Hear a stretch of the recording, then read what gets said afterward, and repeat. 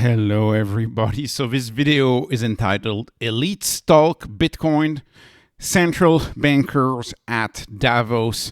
And the pictures I chose to embody this video, it's me trying to embody the word flabbergasted, because I was absolutely flabbergasted by the things that were said about Bitcoin by the two central bankers that were at Davos, which is, Christine Lagarde and Villeroy de Gallo. I can't remember his name, but anyways, they're both French. I'm flabbergasted. This is pretty crazy stuff. So Davos, frankly, overall, the speech is bad. There were a few good ones, like NVIDIA Jensen's was good, Musk, Armstrong was really good. But some of them completely out there, absolutely out there, some of the stuff that they said.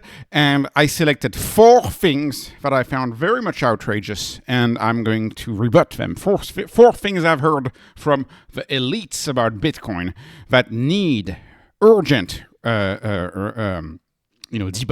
So first of all, one of the first things that was said is, countries will ban Bitcoin. Countries will ban Bitcoin. They literally said that in 2026. It's 2026. They literally said that in 2026.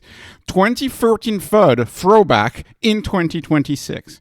It's wonder if they even studied the stuff. They talk about stuff. They didn't even look at them, think about them even. I mean, it's crazy. It's just crazy. So the story of banning Bitcoin. Most countries treat Bitcoin as property since the IRS legitimized it in 2014 and said it was property. And of course, the biggest tax authority in the world is the IRS. They said it's a property. This is a property. Most of the world treats it as property. China has banned it over 100 times. It's a joke in the Bitcoin community, but it is still held in China. Bitcoin is popular everywhere. So that's point number 1. Will countries ban Bitcoin? So one quote of one of the central bankers there was, private money competition will be met with tanks in the street. If you compete with the currency of the country, there will be tanks in the street. This is a deep, deep, deep misunderstanding of Bitcoin. Because how would you stop a private money such as Bitcoin? How could you possibly stop it? Bitcoin was designed to be impossible to shut down. So you cut off the internet around the world. Let's assume that as soon as it's turned back on, you have thousands of nodes who will be back online in seconds. Bitcoin is built at a very low layer of the internet. It's built right above the formerly called ARPANET. It's built at a layer much lower than the web, if that makes some sense. So it will be turned back on. Turn the power off forever? Well, once again, if you turn it back on, if you turn the power back on, the decentralized nodes will be turned back on. And there's thousands and thousands of nodes. There's websites that track them. You can look, but there's thousands and thousands of nodes, and we don't know the exact locations of them, right? Anyways, then moving on. How would you stop Bitcoin? Well, you would stop Bitcoin perhaps by trying to control the blocks, trying to control every 10 minutes there's a block. You could try to stop Bitcoin by trying to control the block. So first of all this would do is it would not stop Bitcoin. It would just create a fork where all of the honest miners would move to the new fork. That's what it would do. But then a 51% attack has never happened in the history of Bitcoin. And why is that? Because Bitcoin was built on the laws of thermodynamics. It was designed to be unbreakable. The mining mechanism was designed to be unbreakable, and that's because of the difficulty adjustment. And you can see every year Bitcoin becomes much more difficult to mine. And as technology gets better, the more difficult the math problem becomes. And so it scales with our technology. And Bitcoin is raw power. So in order for you to do a 51% attack, you would need to have, about 500 exahash. I just say that because the hash rate actually dropped this month, but it was even high. Was it a zhash or something like? It was even higher than that before. So 500 billion exahash, 500 exahash, sorry, is what you would need. So how much would that cost to do that? It would cost tens of billions of dollars worth of equipment.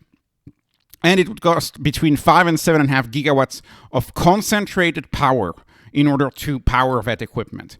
And so how it would be a nation state level endeavor, and it can't be a private project, and it would be absolutely impossible, because how long would it take you to gather $25 billion worth of equipment and go unnoticed, right? It would not be possible for you. First of all, it would take maybe a decade to build that much equipment. And then, of course, that equipment, the moment you have it, would be obsolete, because the difficulty would have adjusted so that the time it takes you to get the equipment, by the time you have all of the equipment, boom, it's obsolete. You now have 10% of what you need 5 years, 10 years down in the future. And then, second of all, how would you concentrate so much energy for the purpose of hacking the Bitcoin network and Bitcoin mining? We're talking about 7 gigawatts. So this is, as far as I'm concerned, absolutely impossible. This is why we say that Bitcoin protects people with something much more powerful than even the most powerful army. Bitcoin cannot be seized because of the very nature of breaking the Bitcoin network would require impossible feats. It would be an impossible feat. And of course, quantum computers is often brought up. Quantum computing, that's kind of a thought of the day. Quantum computing would only impact addresses that have been double spent. Most modern wallets are not at risk from quantum computing because the public key is not out there in the public. So to say that they will ban Bitcoin is FUD throwback from 2013, and it is a very uneducated statement to make, in my view. All right, go to point number 2. This is another thing that central bankers said at Davos. They said, private monies are not scarce like the sovereign currencies. And the joke here is, how in the world could you possibly make that statement? How could you possibly make that statement when we don't even know how many dollars exist? We have no idea. We just have estimates. We don't know how much of each fiat currency even exists. People communicate a lot on global M2. You will note that global M2 is just an estimate of how many dollars there are in the US financial system. The problem is that they are euro dollars, or in modern times we call them offshore dollars. We don't know how many offshore dollars there are. We don't know how many private banks outside of the United States created dollars who made their way back to the US through trade. So we have no idea how many dollars are in existence and how many dollars are out there. But what we know for sure is that the pie, at least in my view, going forward, the pie is going to grow at about 15% a year. That's roughly the inflation of fiat currency. And actually, of course, during the event of 2020, we saw a massive spike in money supply. Money supply jumped more than 30% in a matter of months. So it's extremely inflationary. Fiat is extremely inflationary. Now let's compare this to private monies, as they call them, right?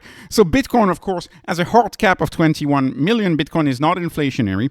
Bitcoin is actually deflationary. Why is it deflationary? Because of lost keys and because of what I will call the take it to the grave mindset. What Saylor said, Saylor already said that his private Bitcoin would go to his grave. He would not give it to anybody. Saylor has already said that. And there's a lot of people in the Bitcoin community who are like, okay, well, if I die and I don't have an heir, my Bitcoin goes to the grave, right? The Bitcoin dies with you. It's not like inheritance, which when you die in the fiat system, your money either goes to your heirs and the government takes a big cut, or your money entirely goes to the government. But that money is not destroyed, right? That money is never destroyed with death. This is not the case of Bitcoin and of a lot of people who have this mindset where after death your money is destroyed. It's a gift to the world. It's a deflationary gift to all of the holders of the network. So that's also a new mode of thinking. But of course, you're going to tell me there's not just Bitcoin. There's other ones, right? Are they deflationary? Well, they have burning mechanism. Whether it is Ethereum or Solana, whenever a transaction fee is paid, for Solana it's half the fee. For Ethereum it's higher. You burn it. So that's why we say that Ethereum is often, if not mostly, deflationary. And you may remember after quote unquote the merge. You had a lot of people on ETH who were saying that we were ultrasound money at ETH because ETH was going to be even more deflationary. But the point is, the more you use ETH, the more ETH deflationary becomes. If you don't use ETH, ETH becomes a little bit inflationary, but the more it's used, the more the supply of ETH gets reduced. And for Solana, it's a little different. Right now, the inflation for Solana is about 4% a year, which is nothing compared to fiat, right? Fiat is actually 15%. I mean, we don't know how much fiat grows, but it's 15%. Solana is 4% a year, and actually it decreases 15% per year. That's the disinflation rate, until it reaches an inflation rate of 1.5%. 1.5% will be the terminal rate of inflation of Solana. And of course, that Solana also has the 50% burn mechanism. So these are designed to go up in value, whether it's Ethereum or Solana. Their tokenomics have been designed so that they go up in value. And Bitcoin, of course, is the ultimate scarce resource of the internet. So how could you make this statement that fiat currency is scarce? I have no idea how you could make this statement with a straight face in front of the WEF. I have no idea. All right, point number 3, and this is tell me you don't understand anything about what you're talking about. They don't understand anything about modern day money. It's kind of crazy, actually, when you really think about it. They can understand nothing. The people who control TradFi money I'm talking about the elite, the supposed elite of the elite. Think about the madness. He literally said that. He said, stablecoins are bad for the climate. He said, we should stick with fiat currencies within the banks because stablecoins are bad for the planet. They know nothing. They know absolutely nothing. No stablecoin uses proof of work. All stablecoins use proof of stake. Proof of stake uses 99.99% less energy than any proof of work system, especially a proof of stake system built with Rust, for example, which is the modern day coding language on Solana. So Bitcoin is what uses a lot of energy. Why does Bitcoin use a lot of energy? Because it has to use the laws of thermodynamics to protect capital from even the most powerful armies. The only way that you can provide insane protection from capital from even the most powerful armies is to use the laws of thermodynamics and span the equivalent of 8 nuclear reactors every second of the day to defend the network, to protect the network. It's the wall. The miners are the protectors of the network, and it takes 8 giant nuclear reactors to power them every second of every day. And that's using the laws of thermodynamics to actually prevent the Bitcoin from being seized, the transaction from being censored. So Bitcoin is very, very, very different. And the only way you can break Bitcoin is through actual costly work. That's why Bitcoin is very similar to gold. Bitcoin is very similar to gold. It takes a lot of energy to get Bitcoin, to get gold out of the ground. It takes a lot of energy. Giant excavators, lots of work. To mine Bitcoin takes a lot of energy and a lot of work as well. So that's what Bitcoin is. Ethereum, Solana, is not Bitcoin. It's not Bitcoin.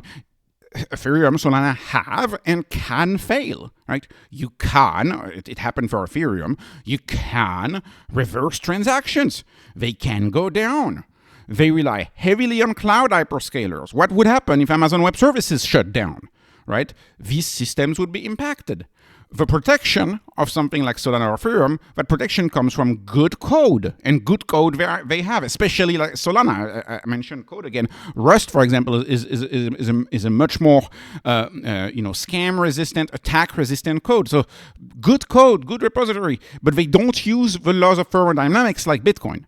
And because they don't use the laws of thermodynamics, they use very little energy. And this is 99.9% less energy than a proof of work blockchain, of which there will be only one remaining. If we're really honest, in the future there will only be Bitcoin remaining as a proof of stake, as a proof of work network. So one other way to think about this is, of course, Bitcoin is a scientific discovery.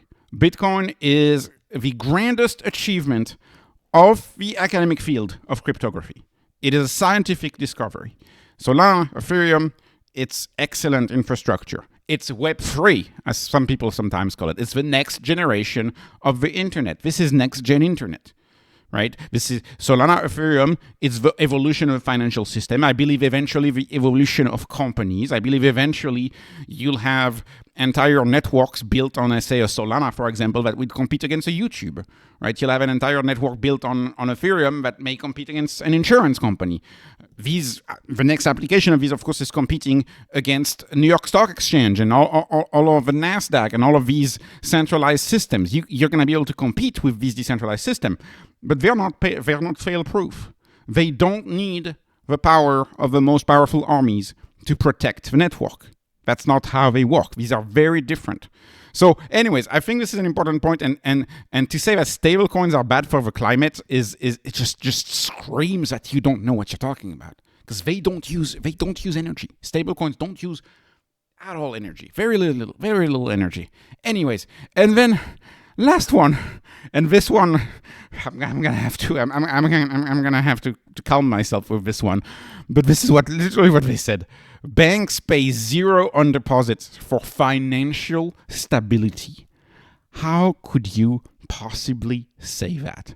Banks pay zero on deposits for financial stability. Why is there no stability in the first place for banks? Because of fractional reserve banking. Because the money is created out of thin air. What will we say in traditional banking? Credits make deposit. Okay? Credit makes the deposit. Okay? How is new money getting into the economy? It's a bank who lent money to someone so they could buy a car. And then the car seller got the money. And that's brand new money that was created by the commercial banking system out of thin air. So bank deposits are backed by nothing. They're entirely backed by nothing, except the trust in the banking financial institution. On the other hand, stablecoins are backed 1-to-1 by government bonds. They yield 4%. Stablecoins are backed by the credibility of a bond issuer, which in the case of some governments could be better than most banks. In the case of, perhaps JP Morgan, I suppose you could argue JP Morgan's credit rating on their bonds is maybe more fortress-like than some governments.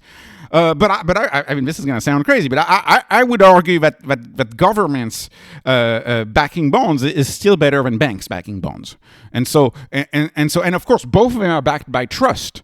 But in the case of a stablecoin, the money is actually backed by trust in the government. In the case of money on a bank account in the fractional reserve banking system, the money is backed by the bank itself, which is, I suppose, somewhat regulated by the government, but banks failed. Do you remember when Silicon Valley Bank failed? And for 3 days, we had no idea whether the government would step in or not to make the creditors whole. Now, fortunately, they did step in, fortunately for Silicon Valley. Otherwise, Roku would have gotten bankrupt because Roku had lost something like more than $400 million. But for 3 days, we didn't know whether the government would step in. So this, I would argue, both of them are evil. Stable. I mean, I don't want to own any fiat. But if I had to own fiat, I would argue I would prefer to own a USD stablecoin backed by the government in the form of a bond yielding 4% than to use a return-free risk, to quote Saylor, which is money at the bank with no return-free risk, money at the bank that yields zero. That's return-free risk, right? At least a stablecoin is risk, but you get a little return on it. And so money in a checking account is just backed by the trust in the customer's bank. Like, you gotta trust the bank. And I would argue that these banks are very much on shaky grounds for many, many of them. And so if you allow stablecoins to pay a yield, which is fair, by the way. I mean, it's total... Especially if you look at people who don't own brokerage account, unbrokered, people who just live with a checking account, which is actually a whole lot of people. It's like they probably need the yield more than most. They need the yield more than most. You know what I mean? So. Anyways, what would happen if we allowed stablecoins that yielded whatever the government quote-unquote risk-free rate is. Right now it's 4%. Maybe in 3 years we'll be back at 1%. But what would happen likely? Well, likely what would happen is that a lot of money would move from checking accounts to stablecoins. But that's only true if the banks keep paying zero. In my view of the world, companies are highly dynamic. When a company is accelerating towards a wall, they turn course, they change course. And so my guess is if you allow stablecoins to give a yield and banks don't match the yield or do something very close to the yield, they will lose a lot of deposits. The banks, on the other hand, who just match the yield of the stablecoins, they should be keeping their deposits. They should be keeping their deposits. So that's just plain and simple competition. So I just cannot believe that. Fractional reserve banking is the source of a lot of woes. Fractional reserve banking is an invention of the 1500s. It's an invasion of the Medici of the 1500s. Double entry accounting, and it's not a very good invention. If you ask me, the better invention of capital is that discovered in Bitcoin. That's a much better invention than the invention of double entry accounting. So anyways, hopefully this gives some clarification as to some of the comments that you could hear from central bankers at the WEF. So this was not investment advice, not financial advice, not central bank advice. This is only entertainment. I'm hoping you were entertained. Please like, please subscribe, follow me on Patreon, follow me on X. Thank you for watching and have a wonderful, wonderful day.